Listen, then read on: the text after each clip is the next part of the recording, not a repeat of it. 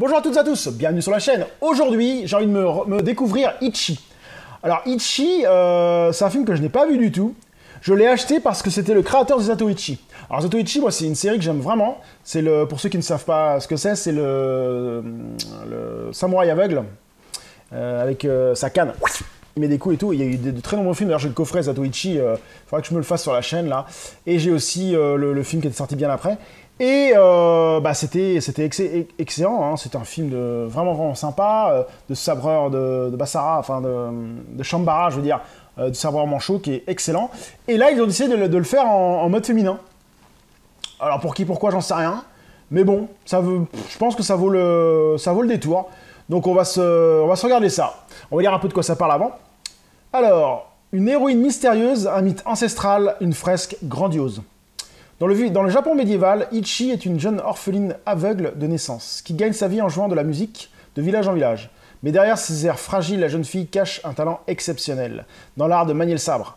Elle est à la recherche du vieux maître qui lui a enseigné les arts martiaux.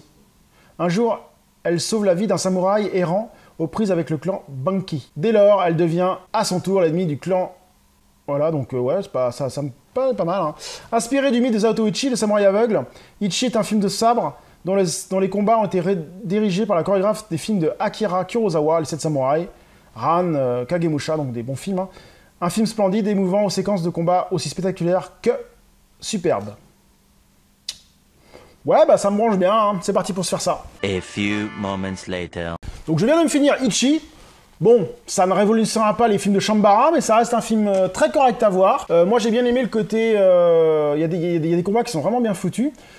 Par contre, je trouve que la fille, elle est pas assez forte, en fait. Je trouve qu'à un moment, elle se fait un peu aligner par le méchant, et j'aurais cru que, elle était un peu plus forte. Alors, je sais pas si on voulu faire un lien avec Zatoichi, mais à un moment, elle parle d'un vieux maître qui lui enseignait l'art de combat avec le sabre en bois, là, et on a l'impression que c'est Zatoichi quand il était jeune, ou j'en sais rien. Enfin, c'est assez bizarre. Alors, est-ce que c'est dans le même univers? J'en sais rien. Je pense que oui. Et puis il lui a enseigné la voie du samouraï comme elle était aveugle, mais après j'en sais rien. Franchement là, je sais pas trop. Donc ça reste un film correct, il va pas révolutionner le genre du cinéma asiatique, ni des films de Shambara. Ça se regarde, mais après est-ce qu'on y reviendra? Je suis pas sûr.